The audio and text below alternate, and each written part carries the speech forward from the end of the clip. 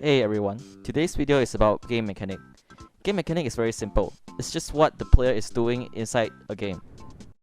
Are you shooting? That's a game mechanic. Are you reloading? That's a game mechanic. Are you walking? That's a game mechanic. Now, game mechanic is easy to understand, but the question remains, how to make a compelling game mechanic? Now, it's important to remember games are made for humans and by humans.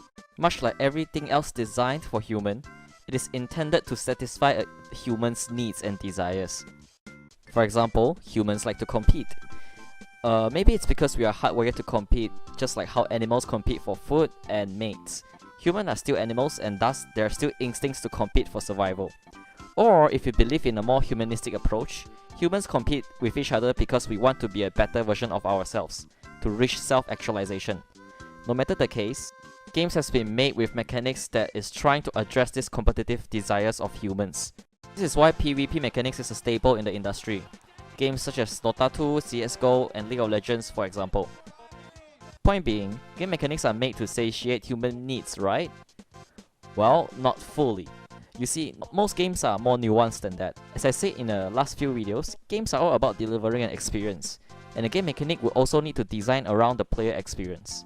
You see, player experience serves as a central focus for the entire direction of the game, and player mechanics is only one of the moving parts that fulfill that experience, alongside graphic, narrative, and music, and so much more. Let's take Undertale as an example again. The theme of Undertale is love and be loved, so the gameplay mechanic must be designed around that. The game must allow the player to spare every single enemy and befriend them as well. However, this also means that the narrative, the music, and the art direction will also need to sing a harmonious tone in order to fulfill the same player experience.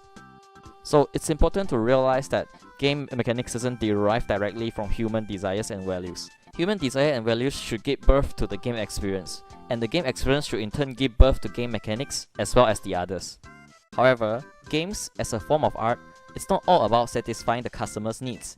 And art also need to consist the author's personal creativity and, most importantly, a meaningful idea or message that the authors wish to convey. And those messages are usually also very humanistic, where it always says something about humanity. War never changes. So all in all, I believe that game mechanics is born from game experience, and game experience is born from human values. And that human value can be the human value that the author wants to express, and the human value that the player wants to indulge in. A product will have more focus on the latter, and a work of passion will value the former.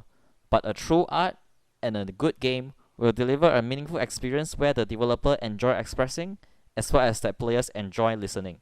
Thank you.